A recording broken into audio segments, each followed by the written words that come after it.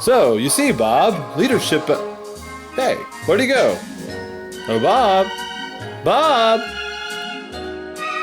Oh, there you are. Writing notes? Good idea. There's a lot here to learn. But why did you come in here? Oh, you can't write in the air. Too bad, Bob. Too bad. But you can see the final two leadership styles. Good. Here we go. Transformational leadership. James Burns published a book entitled Leadership in 1978. This seminal work has influenced much of the research and writing on leadership since its publication. Burns's focus was on political leadership, and he researched presidential power as a form of transforming leadership. Burns's writing on leadership was operationalized by Bernard Bass and adapted into transformational leadership. A great deal of empirical research has come from Bass's work since the publication of his 1985 book, Leadership Beyond Expectations.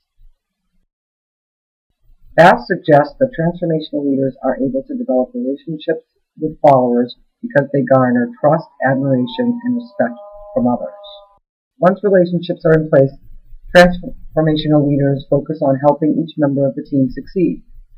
They use their energy, passion, and enthusiasm to move followers toward common goals and a shared vision.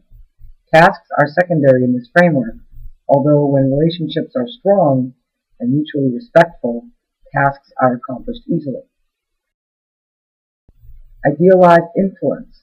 When combined with the other three I's, it leads to a strong emotional attachment to and identification with the leader. Inspirational motivation.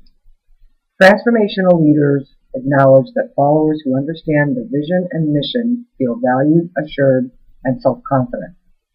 They are inspired to meet challenges and overcome obstacles, exceeding their own or the leader's expectations of what is possible. Transformational leaders form a web of support for followers and understand that they cannot command commitment. They must express and enlist others in a shared vision. Intellectual stimulation provides different ways to think about or frame problems using reason and evidence. It invites followers to question their own and the leader's beliefs, assumptions, and values. It provides excitement and motivation to do good things. Transformational leaders influence followers' conceptualization, comprehension, and analysis of problems and potential solutions.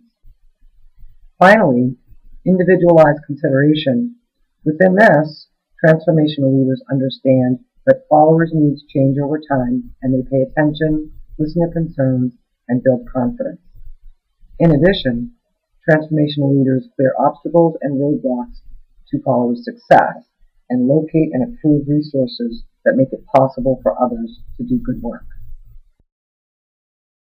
Kuzes and Posner describe how transformational leaders model the way for followers. They believe that success in transformational leadership requires earning commitment from others. In order to do this, they must model behavior, set an example, clarify values, forge common principles and ideals, and stand up for their beliefs while representing the larger organization. In addition, transformational leaders raise the awareness level about the significance and value of designated goals and articulate ways for followers to achieve them. Transformational leaders need to be willing to change and be aware of when change is needed. They may or may not be perceived as charismatic. Criticisms of transformational leadership include these. It requires some degree of impression management. It is difficult to train or teach others in this style because it combines different leadership theories and approaches. Last, there is the possibility that followers could be manipulated. The current professional environment is characterized by uncertainty, global turbulence, and organizational instability, and calls for transformational leadership to prevail at all levels of an organization. The followers of such leaders tend to demonstrate high levels of job satisfaction and organizational commitment, and also they engage in organizational citizenship behaviors. With such a devoted workforce, it will definitely be useful to consider making efforts towards developing ways of transforming organization through leadership.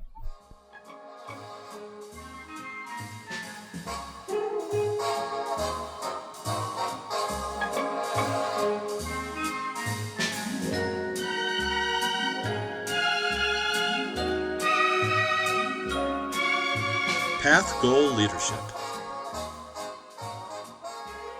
Path Goal Leadership was introduced as a theory by Robert J. House in 1971. Fittingly for this presentation, House had been studying the effects of task orientation and relationship orientation on subordinate satisfaction and performance. What he was looking at was conflicting data. In some studies, there seemed to be a definite connection between them and how the subordinates in the organizations did. In others, there was none at all. In some, there seemed to be a negative connection. And poring over this and getting more confused by the moment, he had a chance to read a study by Evans, which suggested that same leadership behavior could work quite differently in different organizational structures. House built on the work of Evans to create a leadership theory that would adjust for different situations and different leader behaviors. Now, House never intended for Path Goal Leadership to be a leadership style for entire organizations. Instead, it was developed really for smaller groups, for work units with a formally designated leader and subordinates, perhaps a division of a company, or maybe the department of a school. In House's exact words, Path Goal Leadership is primarily a theory of task and person-oriented supervisory behavior. Path Goal Leadership is largely structured around 4 leadership behaviors: directive, supportive, participative, and achievement-oriented. It should be stressed that these are not types of leaders, but specifically types of behaviors. A leader may need to utilize multiple behaviors depending on the work environment and the employee orientation to get the best results possible. Now, because these 4 leadership behaviors are quite distinctive, they each have a different connection with the task relationship orientation. The directed behavior provides psychological structure for subordinates, helps define their expectation, and clarifies policies, rules, and procedures necessary for them to complete a given task. This is known to be successful when subordinates' roles are ambiguous, but the work is satisfying, when they need something clarified to be able to successfully complete a task. The task relationship orientation with the directive behavior is largely geared towards the task. Everything that is given to the subordinates is designed to help them complete a given task and to provide structure for that purpose. The supportive behavior allows leaders to focus on satisfying the needs and preferences of their subordinates, to work on the self-confidence of their subordinates, and to help reduce the stress and frustration that goes into completing a task. This is most needed when the work conditions contain tasks and relationships that can be physically or psychologically challenging. The task relationship orientation here is obviously on the relationship. While there is certainly a task to be accomplished, the supportive behavior is designed to help specifically the psychological needs of the subordinates. With the participative behavior, leaders encourage subordinates to be involved in the decision-making process. This helps link their personal goals with the organizational goals. Also, it gives them a chance to improve their autonomy. If the organizational goals are their goals, they're more likely to complete them. Also, it increases some positive social peer pressure for improved performance amongst all employees. The participative behavior is most effective when subordinates have a high personal investment in their work. Subordinates must be willing to buy into what the organization is doing and make that their personal goal as well. The task relationship orientation with the participative behavior is not quite as clear-cut as the first two. With participative, there's certainly a connection to relationship, since subordinates are being encouraged to make personal connections and connect with each other and the leader. But the real focus, again, is for the task at hand. The reason for encouraging the participation is to make the goals, the tasks of the organization, also the tasks and goals of the subordinates. The final path goal leadership behavior is achievement-oriented. With this behavior, leaders' actions are directed towards encouraging performance excellence in their subordinates. They do this by setting challenging goals and seeking personal improvement from each of the workers. The leader in an achievement-oriented behavior will show confidence in the subordinate's ability to achieve more and more in their position. This is an appropriate behavior environments where workers must be personally motivated for individual success. Those things like salespersons or research scientists or stockbrokers, where the individual has to be confident and successful for the good of the organization. The task relationship orientation here is also not terribly clear-cut. It falls on both again. The relationship here is very strong. The leader is working to build up employees, to help them build confidence and seek improvement, but it's all again aimed for a task. You want your salespeople to do better so that they can sell more so it helps the company. You want them to improve personally so that the company can improve professionally. So the task relationship orientation is not always a clear-cut thing in path goal leadership. The leader in path goal leadership shifts from situation to situation, choosing the techniques that work best for helping their subordinates achieve the best for the organization.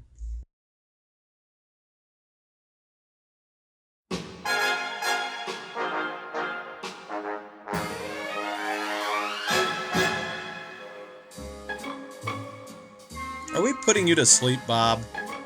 Then what are you doing in bed?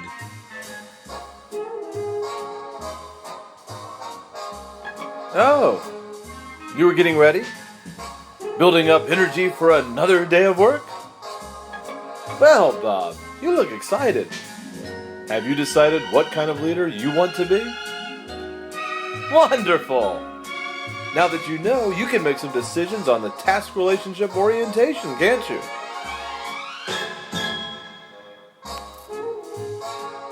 Look, Bob, I'm very proud of you and excited too, but Bob, just hold on a moment, Bob. I know you're in a hurry to get started, Bob, but I think you're forgetting something.